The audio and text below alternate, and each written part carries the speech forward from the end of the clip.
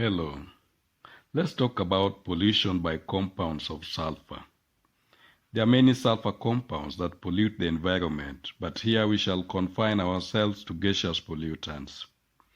Notable gaseous pollutants from sulfur are hydrogen sulfide, H2S, sulfur 4 oxide, SO2, and sulfur 6 oxide, SO3. Hydrogen sulfide is naturally produced by decomposing organic matter, especially those rich in proteins. Examples are eggs, milk, meat, beans, and so on. So it is also a major component of biogas.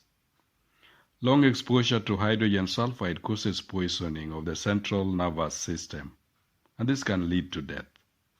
How can we protect ourselves from hydrogen sulfide poisoning? Okay, there are many things we can do. One, by wearing mask. We can also use a fume chamber and avoid long exposure when handling the gas. In fact, we can do a combination of all these three. The other gases, that is sulfur 4 oxide and sulfur 6 oxide, become pollutants when they leak into the air, usually from sulfuric acid manufacturing plants. While in the air, the gases dissolve in moist clouds and rain to form acid rain. Acid rain is a technical term that refers to rainwater whose pH is 5.6 and below, as defined by the United Nations Environment Programme, UNEP. This value is critical because damaging effects of acidic solutions begin at this point. In Kenya, incidents of acid rain have been reported since 1980, though not so frequently.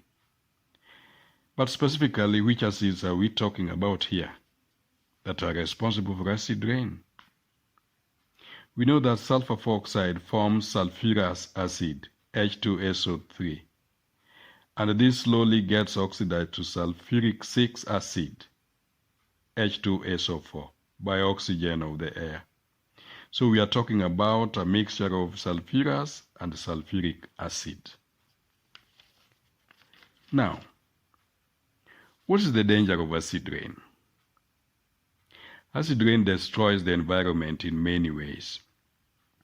One, on land, it makes the soil acidic, which then poisons roots of plants, destroys soil nutrients, and cause crop failure and desertification. Just like human beings who cannot survive with a blood pH of more or less than 7.4, various plants have their tolerable pH values for survival.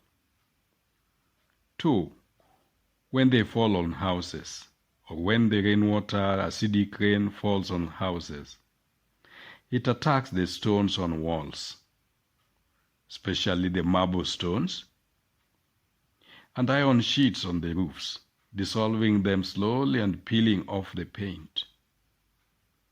On water, it acidifies water bodies, and this kills fish and other aquatic animals and plants. It is important to note that the effect of air pollution are not confined to the region or place where the gaseous pollutants are produced. This is because the cloud of acidic moisture can be blown over long distances, sometimes across continents, by wind. For this reason, air pollution at one place becomes a concern for everyone on the globe. We should therefore act responsibly to protect one another as a global family, following the UNEP conventions. Specifically, we should convert harmful gases to harmless and useful byproducts rather than release them into the air. We say, think globally, but act locally. Thank you.